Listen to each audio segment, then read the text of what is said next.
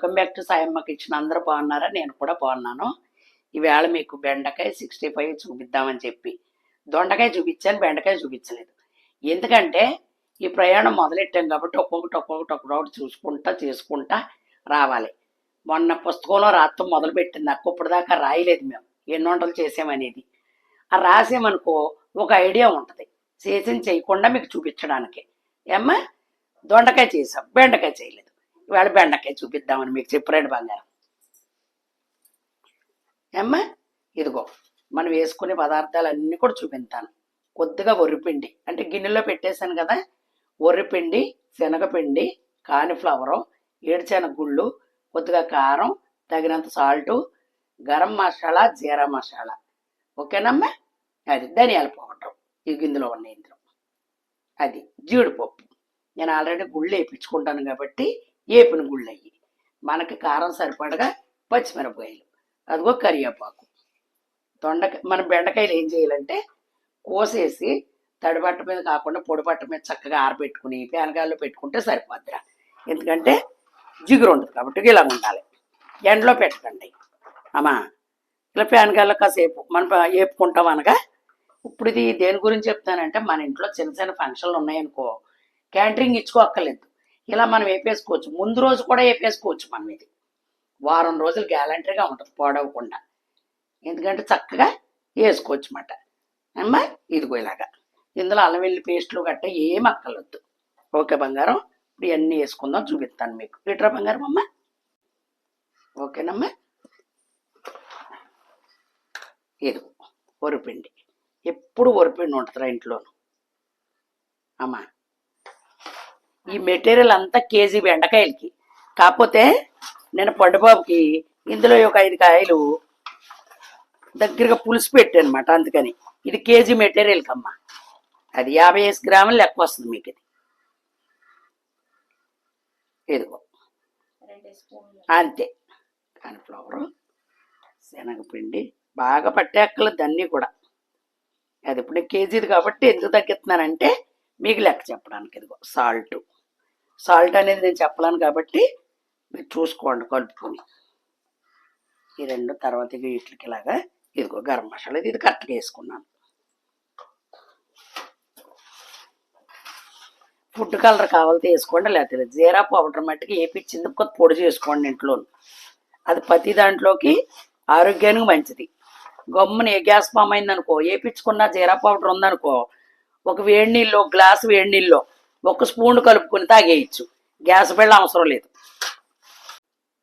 ఓకేనమ్మా, ఇదిగో కొద్దిగా ఫుడ్ కలర్ వేసాను, ఇదిగోలాగా అంతే. కొద్దిగా మనం వాటర్ చిలకరించుకుందాం.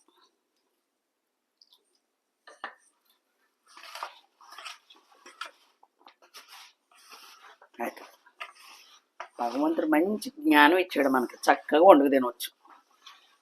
ఇప్పుడు వండుకుంటాం తగ్గిపోయి కర్రీ సెంటర్లు ఎక్కువైపోయి ఇబ్బంది పడిపోతున్నారు. అది ఈ పిల్లలకి ఎంత చక్కగా తింటారో అమ్మా. బలమైన ఫుడ్డే కదా ఇది. బెండకాయ ఇష్టపడిన వాళ్ళు ఎవరు ఉండరు, మంచిది కూడాను. బ్రెయిన్కి మంచిదని అతను బెండకాయ పెట్టమంటారు కదా స్కూల్లో. ఎక్కువ వాటర్ వేసుకోకండి అమ్మా. ఇంతే, మనకి ఆ పిండి పట్టుకునేలాగా వేసుకోండి అంతే. వాయి కూడా సింపుల్గా పెట్టుకోండి. ఎమ్మంటనే తిప్పకండి, ఒక్క దెబ్బ తగిలిన తర్వాత. మళ్ళీ ఎట్లకయ్యి ఊడిపోతాయి అన్నమాట. అది 2 ఆయిల్ అవుతాయి. 1/2 కేజీ నూనె పోసుకున్నాను అంతే.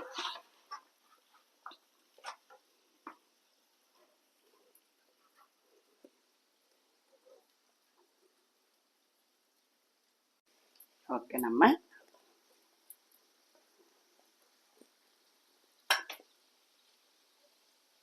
అదిగో అలా దగ్గరికి వచ్చిన తర్వాత కొంచెం ఆయిల్ తగ్గుతుందనగా తిప్పుకున్నాం అనుకో, దేని దానికి అంటుకుని ఉంటుంది.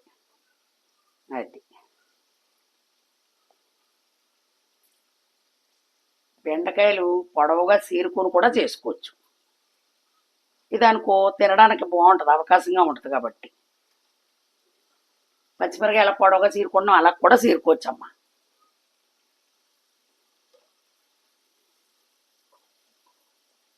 అంత కొద్దిగా వేసాను అంతే, ఫుడ్ కలర్ కూడా ఎక్కువ వేయాలి. ఓకేనమ్మా. మీకు ఈ ఏగడం అంటే ఇగో సులాగా వచ్చేస్త చేతికి. ఏగంది ఉంటే బలుబు తగ్గుడు బలుబుగా ఉంటుంది. ఇదిగో అంతే, తేలికైపోయింది. చూసారమ్మా, సిమ్లో పెట్టుకున్నాను. అది అలా వారమైనా సరే చక్కగా గమ్ముని ఏ చారో పప్పుచారో పెట్టుకున్నప్పుడు ఇది ఉపయోగపడద్ది. కష్టం లేకుండా ఏ పని ఉండదమ్మా. అది ఇష్టంతో చేసేసుకోవాలి.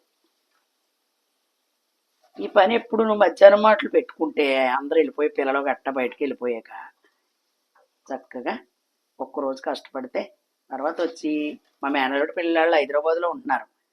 మా పిల్ల ఉందే, మా మేనల్లుడి భార్య, ఇలా చేసి అందంగా కదా బాక్సులో పెట్టి ఎవరికైనా బస్సుకి ఇస్తే బాగుంటుంది అనుకుంటాను నేను. అది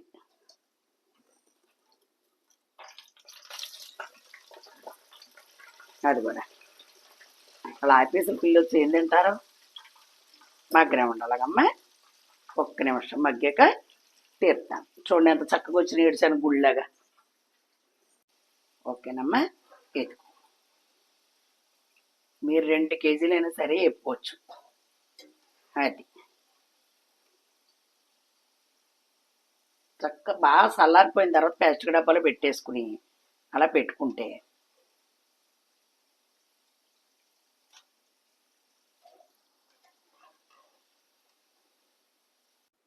ఆల్రెడీ ఎగుకునే కదమ్మ గుళ్ళు, అయిపోయినా ఎక్కువ ఎగక్కలు. జీడిపప్పు కూడా వేసేసుకుంటాం. కరివేపాకు తడబడి చేస్తుంది కదా, ఈ 2 తీసిన తర్వాత వేసుకుందామమ్మా. కాగు నూనె కదా, గమ్మున ఎగిపోతాయి. ఎంత ఎగక్కలద్దు, అంతే.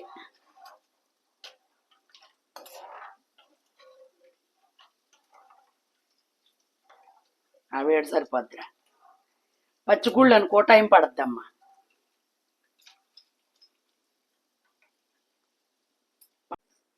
పచ్చిమిరకాయలు వేసుకున్నానమ్మా.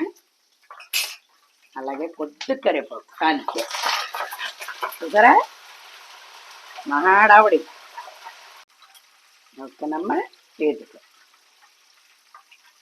ఒక్కసారి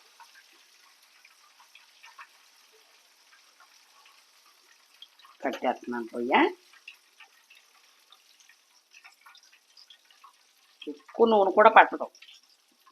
అటు కొద్దిగా శనగముకుడు పెట్టుకుంటే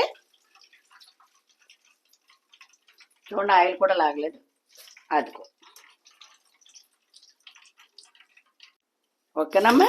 ఇదిగో చూసారా, సౌండ్ వస్తుంది మీకు. అదిగో అంతే. ఇలా డబ్బాలో పోసుకోండి. చల్లారిన తర్వాత ఫ్యాన్ గాల్లో పెట్టకండి అమ్మా. కాసేపు చల్లారిపోయిన తర్వాత చక్కగా ప్లాస్టిక్ డబ్బాల్లో పోసుకోండి. పప్పు చారులోకి గట్ట బాగుంటుంది చక్కగా. ఇదిగో మరి నచ్చిందని అనుకుంటున్నాను. చక్కగా ఇలా చేసుకోండి. సింపుల్గా చూపిస్తున్నాను కాబట్టి ఏపుళ్ళు ఏమేమి ఉన్నాయో కూడా చూపిస్తాను. ఇంకా బంగాళదుంప గట్ట 65 ఉన్నాయి. జాగ్రత్తగా స్లోగా చూపించుకుంటూ వస్తాం.